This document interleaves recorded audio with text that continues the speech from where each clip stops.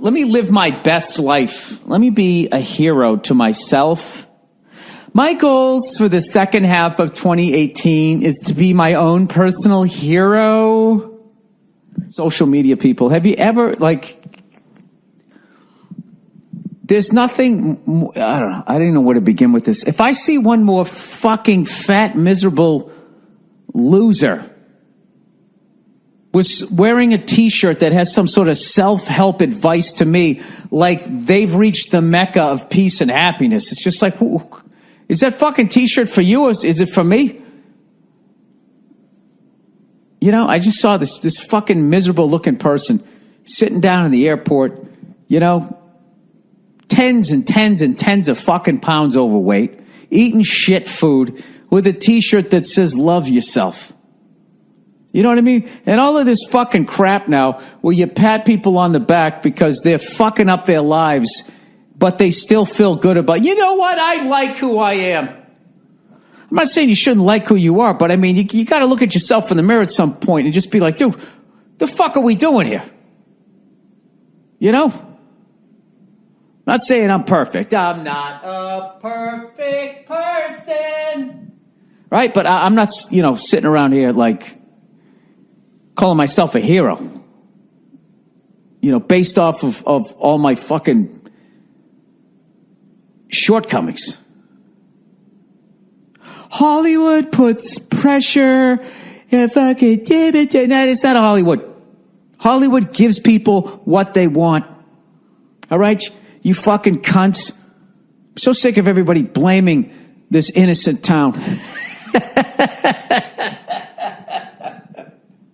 We here in Hollywood happen to be some of the most dependable, loyal, honest human beings you're ever going to meet. Yeah, I couldn't even get through without laughing. Whatever, fuck you. This town will give you whatever the fuck you buy, okay? And you've been looking at fucking abs and big tits since the second they had moving pictures, so I don't want to fucking hear it. These fucking assholes. You know? Then I like those other people, the fucking fat guys with the tough guy shit on their shirt, you know? Do I look like I give a shit? You know, that's... No, you don't. Yeah, I don't. I would believe that you don't give a shit about anything. All right? With your fucking fungus-riddled toenails while wearing your little fucking flip-flops. Here's one for the guys. Fat kid on a bicycle. I challenge you to watch this and not fucking laugh your balls off. And it's great if you just... You know what's great is after the kid falls off, if you look really closely... what happens is when he goes flying over the handlebars and his fucking meatball body lands. Anybody who's played sports has done this. You ever get tackled in football and your arm's underneath you and your fucking elbow basically goes into your spleen, up under your liver, and then fucking, you know, smashes into your heart? That's basically what happens to this kid. And he makes the greatest... You want to hear the noise? Tell you what, I'll play the audio, and I'm going to test your willpower. That if you can actually hear the fucking audio to this and not watch it, you're definitely you have some serious fucking willpower. Let me type this in real quick. Fat. There's a lot of audio on this one. I had my dog. Fat kid. Wait a minute. What the fuck? I just messed that up. Fat kid on a bicycle. I'm sorry. I can't type with one hand. Just bear with me. Children, just bear with me. Just talk amongst yourselves. Did you ever have that? When your teacher was going through a divorce and she'd start breaking down. Just talk amongst yourselves. Fat kid on a bicycle. Bam. I swear to God, it's funny. You're not going to be able to find. Now I have to find. Oh, there it is. Fat kid on a bicycle. I got it. Here we go. Listen to this audio. All right. Here he comes. Here he comes. Here he comes. That hurts.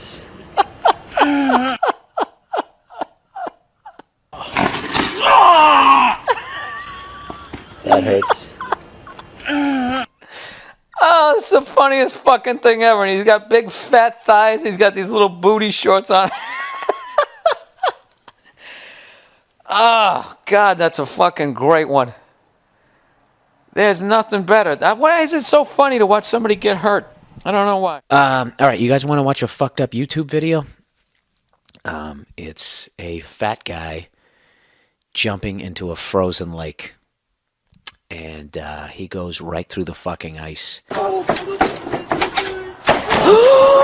And there's a moment there where I don't know. I didn't really find it to be a funny video. And I thought his friends were unbelievably ignorant with their incredible lack of urgency with the situation. I don't know how quick hypothermia sets in, but I don't know. Judging by the fucking weight of this guy and the stress that's already putting on his heart, the kid easily could have had a fucking heart attack. And they were trying to pull the motherfucker out, and it's unreal. He ends up walking out of the lake like Godzilla. He's just got to break the fucking ice all the way back to the shore.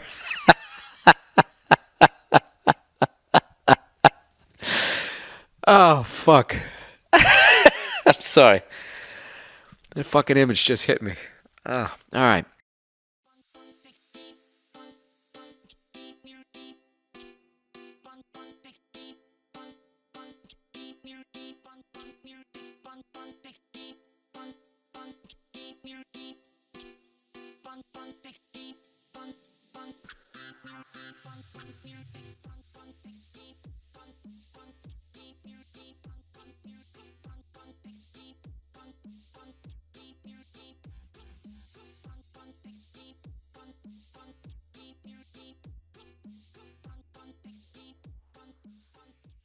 So anyways, I got to fly L.A.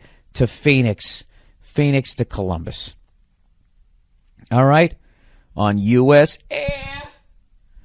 So I get on the plane, and there's 2 empty seats next to me, and it's getting close to the point where they're going to close the door to the plane, and I'm excited, like, holy shit, I'm going to have this whole fucking row to myself. This will be nice. I can stretch out a little bit, take my carry-on, stick it under the other chair. This is going to be great. Right before they close the door, lo and behold, this fat tub of shit gets on the fucking plane.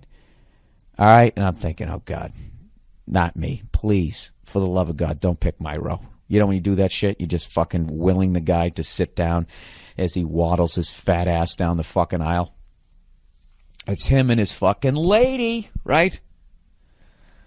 So he fucking comes all the way up, comes to my row, and he's just standing there. And I'm hoping he's just standing there because he's putting his stuff in the overhead compartment. I can literally feel the fucking heat radiating off of his body from the 22 years of mistakes that he's put in his goddamn stomach. All right? And what does he do? Oh, yeah, I'm in that row. I'm in your row. So I got to get up. And what does he do? He lets his fucking girl sit by the window, and then he sits in the middle seat. In this fat fucking tub of fucking shit. This dude was so fat, I was sitting behind his back fat. You know what I mean? He was like fat and round. It was like sitting next to a planet with a head. You know, it was like the roundness of this guy. Okay? So he's trying to be less fat. God bless him. So he crosses his arms when all it does is just cause his fat lat to fucking bulge out even more into my airspace that I fucking paid for. And it's not real. All I'm thinking is, why the fuck didn't he take the window seat and then post up against his girlfriend? My shoulder was getting hot from his arm. He was on me. This fucking guy was on me. If I was claustrophobic, they would have had to turn the plane around. This is how much this guy was in my chair. And I'm thinking, why didn't you just take the fucking window seat, you fat fuck? Have a little bit of fucking consideration, you tub of shit. You know, with your basketball shorts, like you actually never played a goddamn day in your life. His fucking legs spread out like he was going to give birth to a baby calf. You know? Why don't you sit near the window? You know what I realized after a while? He didn't sit near the window because he's so fucking fat, he can't. He can't. If he sat by the window, his other fat lat would have blown out the window. We all would have got sucked out. Unless his tub of shit body fucking somehow got stuck in the fuselage, which if you saw him, wouldn't be beyond you, a possibility. Unfucking believable. And he's sitting there. This is what kills me. He's sitting there and he's biting his nails. And I just want to be like, dude, do you ever stop eating? Is there a moment? And you're literally consuming yourself right now.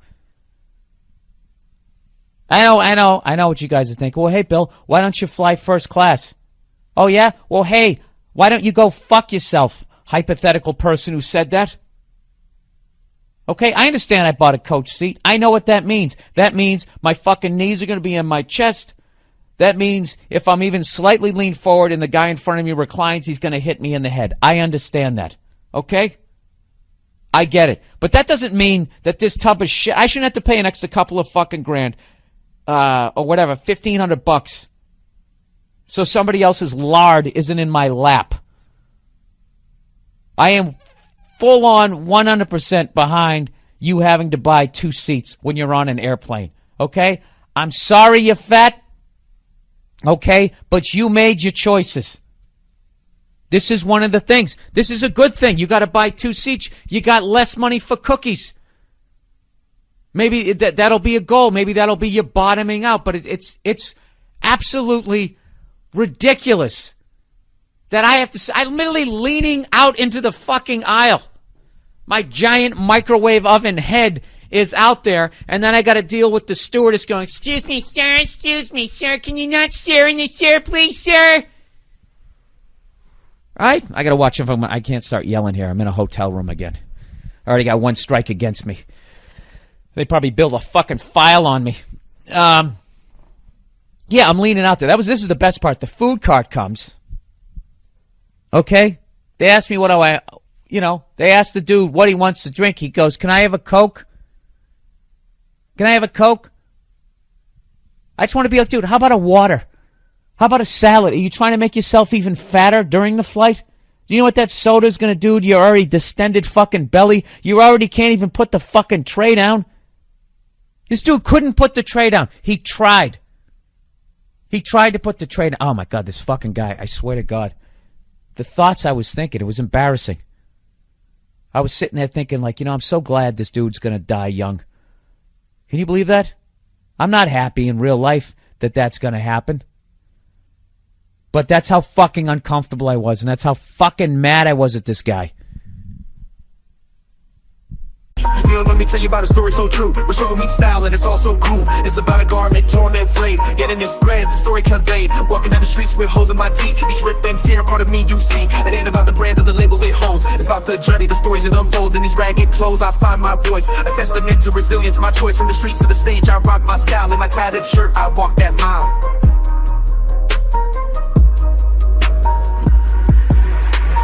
Ripped and torn, but still I stand in my ragged attire. I command, it's not just fabric, it's a statement. I preach in my threadbare garment. I find my reach.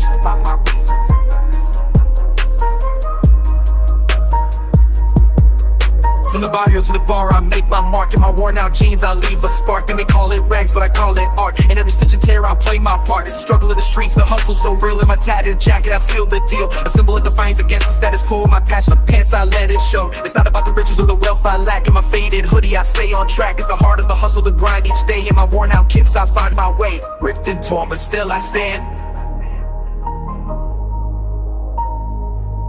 In my ragged attire, I command. It's not just fabric, it's a statement I preach. In my threadbare garment, I find my reach. So here's to the ones with the clothes that tear. In our patched up attire we have, so let the world see our garments worn. For in our rags, our stories are born. In the language of the streets we speak. In our torn up clothes we find our peak. Absolutely. You got to buy 2 seats, people. You got to do it. I love when they try to leave the fucking arm up, too. I don't play that. I fucking shave that ham right down. I bring the fucking thing right the fuck down. fucking sit here making me uncomfortable and you want to relax? If I could, I'd put my foot in your chest and make your belt even tighter. That's what I do to you. Cut off your circulation to your legs. Maybe you'd get up and take a walk. There's no excuse for it. You know, and I know this is probably coming off insensitive, but you know something? I've been a redhead my whole life. Nobody gives a shit. We're not considered handicapped. We're not considered handicapped. This always happens when I scream all weekend. We're not considered handicapped. We don't get our own parking spaces. These tubs of shit, they're getting their own parking spaces now. Making a shorter walk to the store, making them even fatter.